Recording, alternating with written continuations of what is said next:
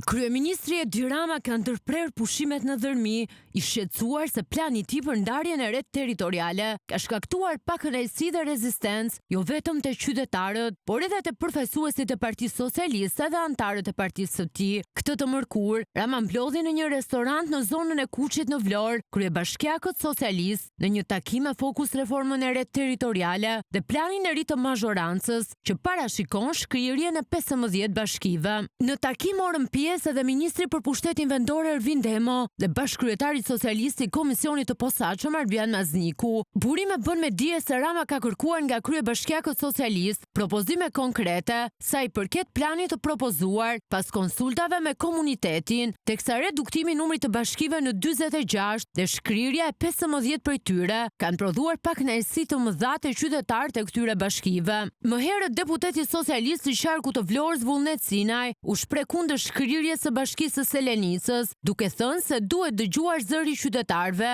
Në përfundim të sesionit parlamentar, Partia Socialiste minoi konsensusin për reformën territoriale, duke propozuar një draft të njëanshëm, pa përfunduar konsultimet me grupet e interesit. Prej atij momenti, në bashkitë që po propozohen për t'u shkrirë, janë zhvilluar protesta, madje në disa prej tyre përfaqësuesit e Partisë Socialiste kanë djegur tesërat e partisë në shenjë revolte ndaj planit të ri të ndarjes territoriale, duke i dhënë Edi Ramës një tjetër kokëdhimbje në një kohë kur prej 73 ditësh shqiptarët po protestojnë duke kërkuar dorëheqjen e tij. Tashmë kryeministri po kërkon nga kryebashkiakët e tij të dikostot që do të ketë reforma e re territoriale, sidomos në llogaritë elektorale, ndërsa shkrirja e disa bashkive u konceptua si një formë që Partia Socialiste të marrë avantazh elektoral në disa zona të djathta. Në revoltën që u ndez në këtë verë në disa bashki, tashmë kryeministri do t'i duhet të zgjedhë nëse kjo ndarje e re e favorizon në zgjedhje apo prodhon efektin e kundërt, për sa kohë po rebelohen edhe vetë përfaqësuesit e partisë së tij.